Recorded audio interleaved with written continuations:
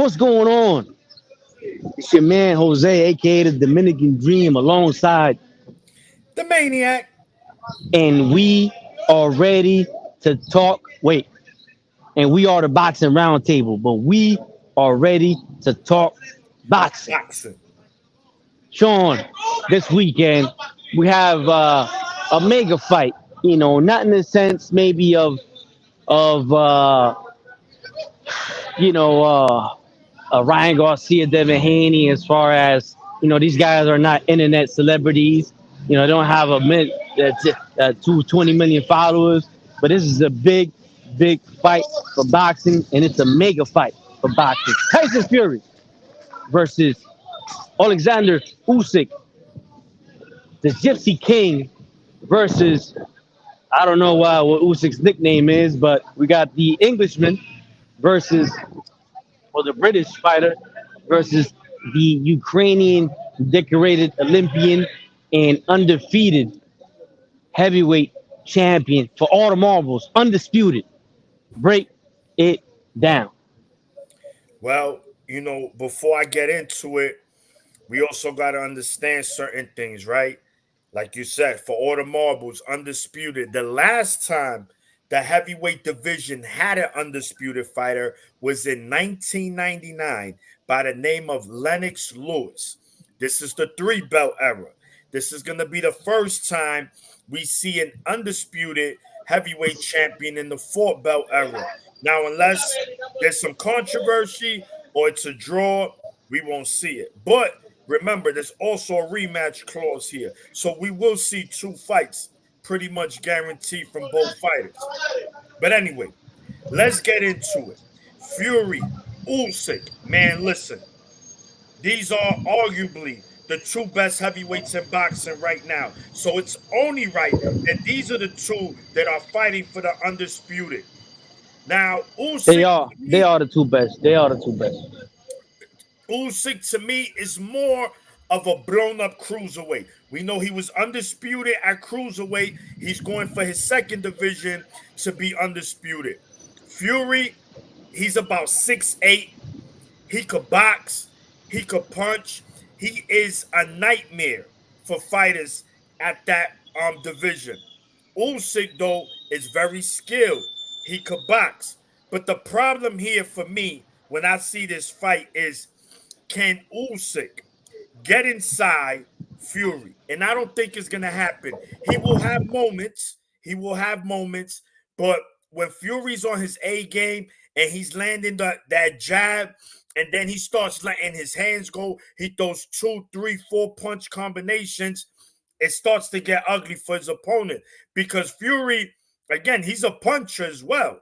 Let's be clear, but he can also box on his toes. He's big, but he's agile for a big guy. So I expect this fight to be competitive. I expect it to be a chess match early, right? But Fury, to me, he's just gonna start to wear down Usyk, start to put that body on him. You understand? Like, here, hold that, and hold him up. And remember, Usyk has a glass liver. He don't like those body shots. I forget who it was that he fought before Dubois. That he acted like it was a low blow, and it wasn't. The Dubois fight, that was right on the belt, meaning it was a clean shot.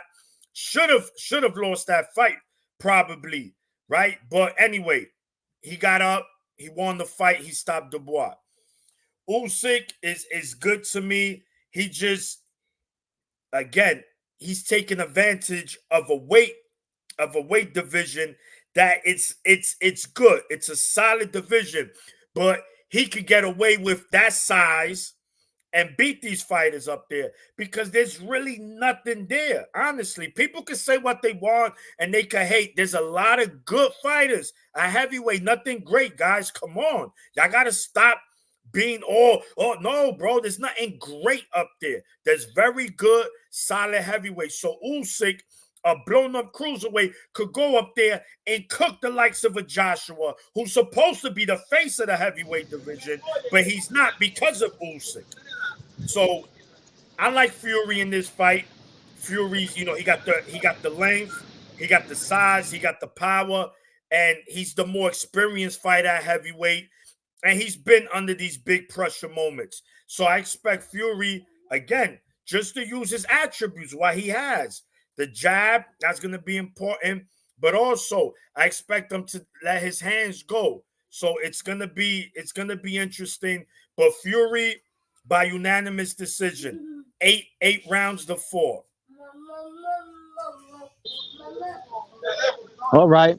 Um, good breakdown. Good breakdown. You said a lot of, a lot of real things there. You mentioned the heavyweight division, the current state of the heavyweight division, and yes, nothing great, nothing great.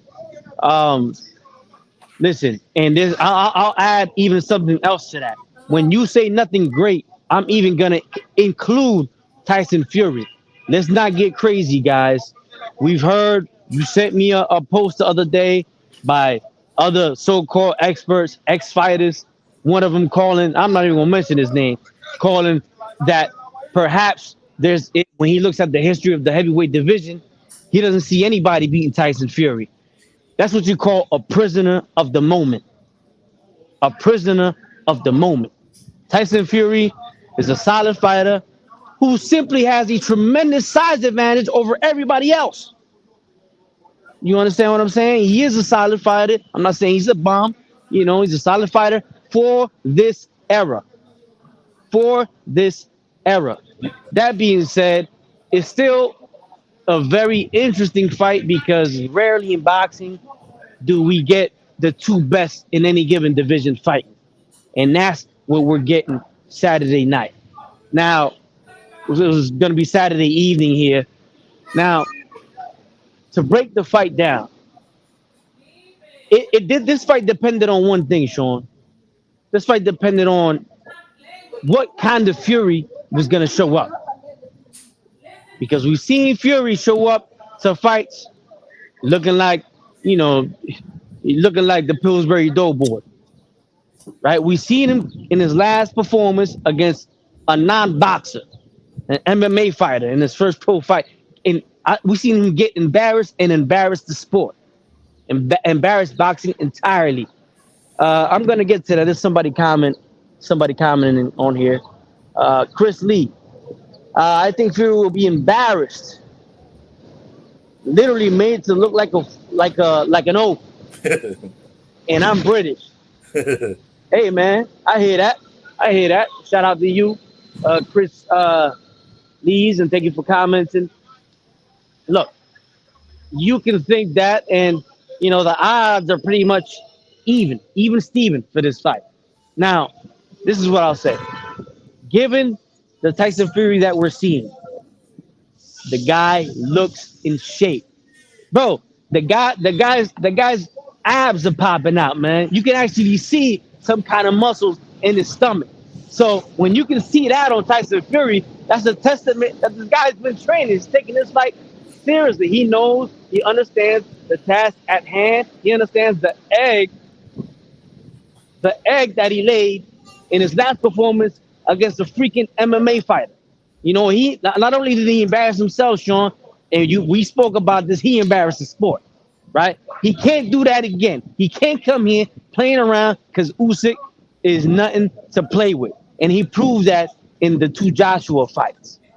And in those fights, I did see him get hurt to the body, but Joshua's a guy who doesn't have great stamina, couldn't finish the job, right? Punched himself out. Given this to me, this fight depended on Tyson Fury, on his training and his behavior leading up to the fight. It looks like he's off the booze, like he's off the drugs. It looks like he's serious. So with that being said, that's all I was waiting for. What kind of Tyson Fury were we going to see? And it looks like physically we can see it. The evidence is there. We're looking at a Tyson Fury that's been training. With that being said, not taking anything away from Usyk, I think they're both even level fighters. One is just much bigger than the other, and that advantage is extreme. It's a pretty extreme advantage. With that being said, not only is that an advantage if Usyk was a heavyweight his whole career, but he's the guy that's coming from cruiserweight. So it's even a bigger advantage than usual. for Fury. I'm gonna go with Tyson Fury by decision. I can see Usyk pulling it off. I can see a stoppage by Fury if he decides to mount the pressure, to mount on the pressure like he did against Wilder. He has to, Sean. I'm gonna explain the game plan that Tyson Fury should take. He should mix it up. He can't go in there trying to just pressure Usyk, which is actually not a bad idea because he's a big fucking dude. He's 6'9", dog. 6'9", 270 pounds. That's big. That's huge. He can. But we know that Usyk has that movement. We know Usyk has very good footwork. And I would say probably the best footwork in the heavyweight division, right? But, size matters, man. Size matters. Look, I think that Fury has to do two things. He has to use his length, fight like Fundora did in his last fight against Zook, right? Do that, and also at times put on the pressure, right? Use his size, but coming forward. So use the distance, but also put pressure on him when he can. If you notice that your punches are hurting Usyk, go for the kill. There's no need to have this guy in there. Like, what are we going 12 rounds for? One, this is a heavyweight division. Two, you're the much bigger man. And three, if you let this guy that has great footwork start getting comfortable and start dancing around you, you can have big problems. So if I'm Fury, I use my length, right? Because I know this dude's slick. I use my length, and I keep him at the end of that stick. Keep him at the end of that stick. Bang. You know what I'm saying? Keep him at the end of the jab. Bang. And at times, I put a little pressure on him. Let me see what he's working with. Let me see if he can take this body shot. Let me see if he can take this hook. And if he can't, I try to put him out because there's no reason, there's no sense for a Fury to allow Usyk to be in there more time than he should. I think that would spell trouble for Fury, and I don't really see Fury getting tired in his 12-round fights. But we know Usyk definitely doesn't get tired. So the longer the fight goes, I think the more of an advantage it is for Usyk. That being said, I think Usyk can win. But I don't see him knocking Fury out. I see Fury winning by decision or stoppage, but most likely, I think he's going to respect Usyk a lot, and he's not going to try to walk him down the way he did Wilder, which I think he should try at times. So I do like Fury by decision in this fight. Let's go to some of the comments. We got Teacher Lynn. The fighter with the better corner will win. Corner will have to find a way to change plans if things aren't working. I think that's an excellent comment. That's an excellent comment, and that's why I mentioned mixing it up. Neither of these guys can go in there with one game plan, given the dimension of the other, given the talents of the other. If I'm Usyk, you can't simply try to outbox a guy that's 6'8". You're going to have to get inside, go to the body on him, you know what I mean? Make it a little ugly, uppercut him, and at times, come on, pressure him one round, and then the other round, come out and box him, confuse him. But don't try only one strategy if you're Usyk or if you're Fury. So I think that's an excellent comment by Teacher Lynn. Chris Lees, I see Usyk going above and beyond to stop Fury because he won't want it to go to the judges this time. I don't think Usyk is that kind of guy. I think Usyk is the kind of guy like Lomachenko. They come from that long amateur background. So don't look for these guys to knock guys out. We understand Lomachenko stopped Kambosos in his last fight. Good performance, made a statement. But we know Lomachenko is usually not the guy to go for the kill. And Usyk neither. Usyk's the guy, if he got the fight in the bag, he's going to keep dancing circles around you and boxing you. And I see Fury stumbling all over the place. Fury won't get tired. He will get scrambled. I don't exactly understand what that means. If it means that he's going to get frustrated or he's going to, try to battle it out with Usyk. Corners. I give a slight edge for Fury. What do you think of those comments about the corners having different game plans and also the corners. What corner do you give the edge to, and what do you think about the comments that these guys made? No, well, so as Teacher Lynn mentioned, corners, right? Especially in mega fights of this magnitude, the corners count. They do matter, right? Because sometimes you do need that reminder. Listen, you're swaying away from what you do, or listen, continue to do that. What you're doing. So yes, corners always play a huge factor. Like I said, especially fights of this magnitude, right? So Usyk's corner, I forgot who it is. I don't remember. I know Fury, I think he still got Sugar Hill in his corner. And they've been in these big fights.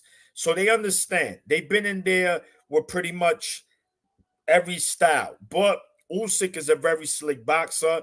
So, yes, he just can't, he's not going to outbox Fury for 12 rounds to a decision. That's not going to happen. He's just not. And he does, if he had the height, then maybe. But he doesn't have that. He has to take risks. Now, I mean, as far he could do that if for some reason Fury looks off. Because one thing I will say, he looks in good shape. Looks like he's taking this fight seriously. But one thing we gotta understand, Sean, giving you the Errol Spence example.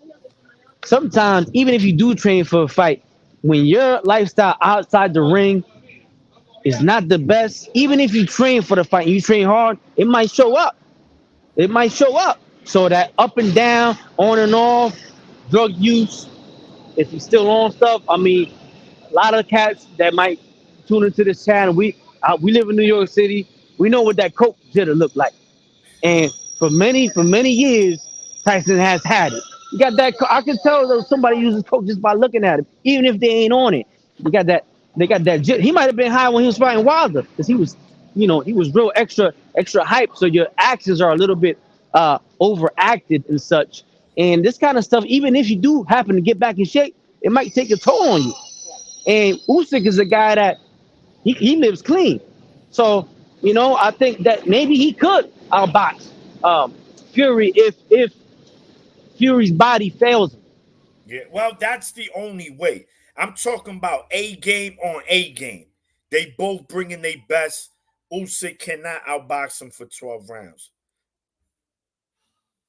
Movement, because Fury would not lose balance. Let me read that comment. Chris Lee says, when I say Fury will get scrambled, I mean that the hit rate and movement will cause Fury not to lose balance, not know where to hit, when to hit, etc. Okay, so he basically he's saying that the movement of Usyk, I'm assuming, is gonna cause Fury problems that he won't know where to hit or where to move. I mean, that's viable, right? But I think Fury's experienced enough to eat to and much bigger.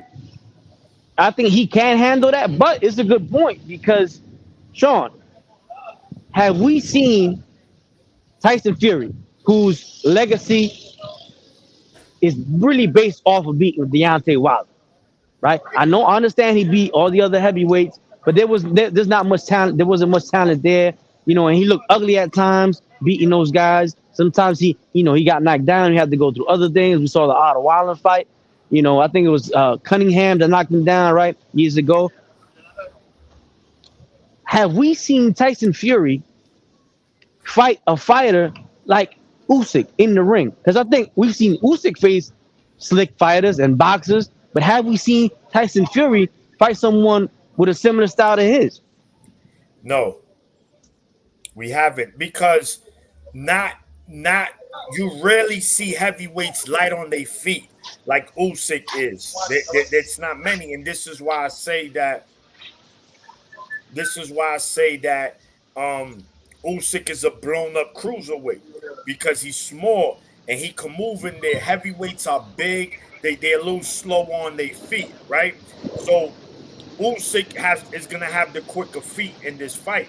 But it doesn't mean nothing if you can't land anything. And Fury got skill. See, that's the difference. He's just not big in that sit. He's big, he could box, he could punch, and he's smart. He knows when to use that weight advantage. He knows, look, in the Steve Cunningham fight, perfect example. I was there live in New York City.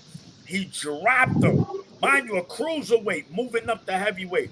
And what Fury started to do, he imposed his will on him. How?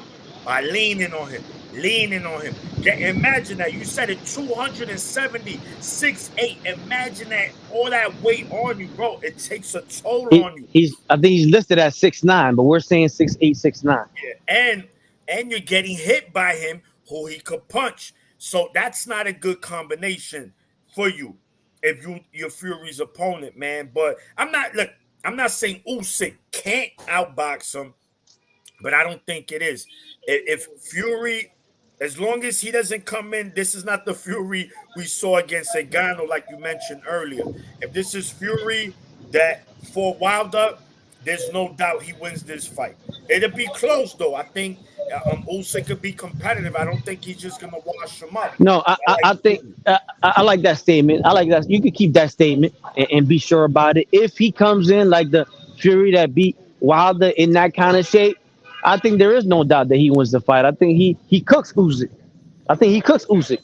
Despite the movement and technical abilities of Usyk at heavyweight, he's at a big disadvantage. He's not a natural heavyweight, right? You're calling him a blown up cruiserweight. I think by this stage, he already attained the weight to be a solid heavyweight. But still, he's fighting a heavyweight who is not a normal heavyweight by any means in any era. So he will be at a disadvantage no matter what in this fight. So anyway, so it looks like we got both of us have Tyson Fury winning by decision, whether that be majority, unanimous, whatever. And it looks like we're gonna see a rematch, like you mentioned. But I think it's a fight fans treat because we're gonna see two undefeated fighters, the best against the best for the undisputed heavyweight championship of the world. So we can't complain. We can't complain. Real quick, we gotta mention most action, one of the most one of the fighters that gives you the most action-packed fights, one of the most exciting fighters in boxing, one of your favorite fighters, Emmanuel El Vaquero Navarrete, fighting another Ukrainian, Berlanchik, Dennis Baranchik or Baranchik, however, Baranchik, yeah, that's what they're calling him, Dennis Baranchik. I'm gonna break that fight down for you real quick. My opinion. I'm real skeptical about El Vaquero Navarrete fighting at 135 pounds. He's a guy that's come from, I believe, 118 or 122, 126, 130. 122. 122. You know, it's a different class of men up there. I understand, he's tall, he's big, he got those wide shoulders, but he's not the most muscle-bound dude, right? He doesn't have that physique that might carry up, that his power might carry up to 135. Just put it this way. Imagine him in the ring with Gervonta Davis. Gervonta put him to sleep. He'll put him to sleep. It'll be a good fight for a couple rounds, but the bigger man ultimately, Tank, is not the taller man, but he's exactly that, a tank. So this other guy that he's fighting, Baranchik, he's also a little tank. Doesn't have the skill or the talent of Navarrete or Tank Davis, but he's strong. You know, he doesn't have a great knockout ratio either, but you can see some fighters punch better than their record suggests. And he looks like one of those guys. You know, I think that Navarrete could have some trouble in this fight. I think that he probably topped out at 130 pounds. And this might not be the fight to show it. But as far as him losing, but I think it can show a lot of kinks in his armor. And it can show that, you know what? Yo, these are bigger guys up here. Leave this alone. With that being said, I am going to go with Navarrete by decision or late stoppage, with an asterisk that I would not be surprised to see him get hurt, drop, or even losing this fight because of going up to the higher weight. Yeah, man. Yeah, good. Look, first, Navarrete, he is, for the viewers, he is going for his fourth division title. 122, 126, 130, now 135. He could become a four division world champion with a win on Saturday. The thing is, right? You're right. How does he look at 135? Now, Barenchek, he's 18-0 with 9 knockouts, right? So half of his wins are by KO, solid power. I seen them. To me, they're tailor made for each other. This is a fight. There's gonna be action packed. It's gonna be right in the pocket, and it's gonna be last man standing. Now Navarrete did mention something. He said, "Listen, my hand is finally healed. His hand is finally healed." So he said, "Now you're gonna really see the real Navarrete." We'll see, So right? maybe he'll re-injure it in the ring against a bigger man. and, and Hopefully he that won't. and that could be that could 100% be the case. But Navarrete, we know his style, right? He's your typical Mexican fighter, but not the typical because he's very awkward. Those punches from weird angles. But like we mentioned before, there's a method to his madness. Those wild punches are not because he's just in there freestyling. That's just the way he fights. That's the way he sets you up. He throws a lead uppercut better than anybody in boxing, hands down any division. He has a vicious lead uppercut. When do you really see that? Very rare. And he could let his hands go. He could throw 70, 80, 90 punches around. He could go there. He's very durable, right? He's tall, right? He's not the biggest guy, but again, he's Also, in there. something you like to mention. What is one thing that he doesn't do when he hurts his opponent? Finish. No, what is one thing that he doesn't do? He doesn't. Oh, play. Oh no, he doesn't play with his foot. Oh no, no, no. We know that. That's a given. When Navarrete got you hurt, he's one of the best finishers of all of boxing. Absolutely, So absolutely. I think, man, I expect a war. It could be fight of the if it ain't fight of the year candidate, I could see a fight of the round candidate in this fight because they both gonna bring it. Navarrete, But round of the year candidate. yeah, I could see one of those, and I expect Navarrete to get the decision. Okay. I really do, Yeah. man. I expect him to win this fight. I don't think he's gonna stop him, but I think he wins a 7-5, 8-4 with a possible dropping Barenchik at least once or twice in this fight. Yeah. Again, the only reason I'm saying that Baranchik is a live dog is because He is. he's going up to lightweight guys and a natural 122 126 pounder going up to lightweight. It's a big jump. I know he didn't do it from one fight to another, but I think he's playing with fire a little bit. I think he's playing with fire a little bit. Either way, it's gonna be a great fight and a great weekend for boxing. We both got Navarrete. I got my little asterisk on that. I can see him being beaten. I wouldn't be surprised or being exposed a little bit, not because of lack of skill, but exposed like, yo, you don't belong up here, man. You too light in the ass for this.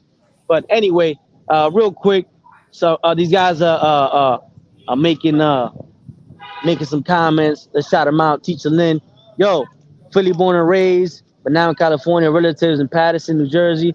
My team's Phillies and Yankees. See you got your hats on, Yankees and White Sox. Listen, man, I could care less about the damn Yankees. I just look good in the Yankee, Yeah. and the girls like it, so I wear it. Yeah, But Teacher Lynn. Listen, Teacher Lynn. If you go to my Instagram, my videos, I have all teams from all sports. So yeah, I yeah. rock them all, man. That's a New York thing, man. We wear it all. But man, thanks for tuning. It's 35 degrees Saudi. You don't want to go late rounds. Okay.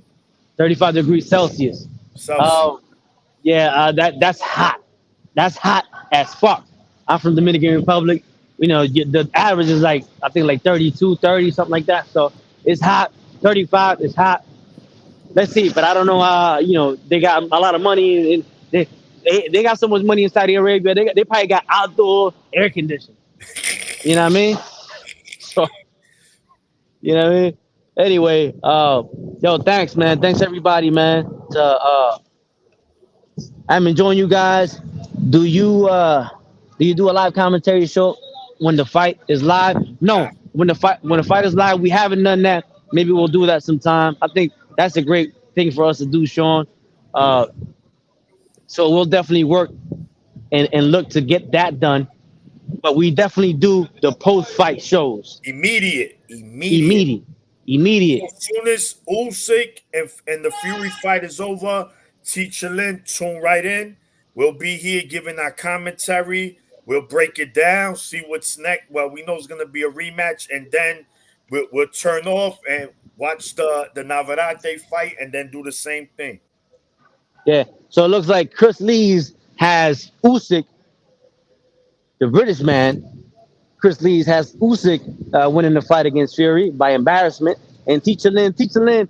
So give us your final breakdown, man. Who do you like in this fight, and how? Okay, I'll be looking for you. Thanks, man. We appreciate that. Okay. Okay. I think Teacher Lin also picked Fury.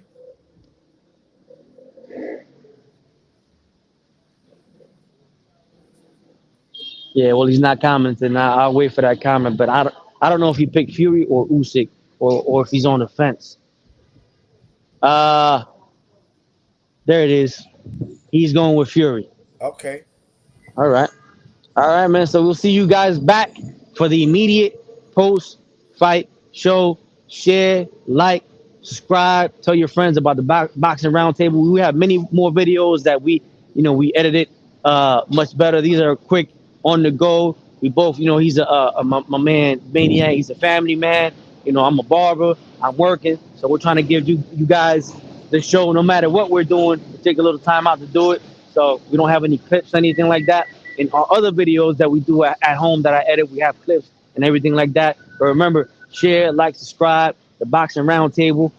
See y'all after the fight. One.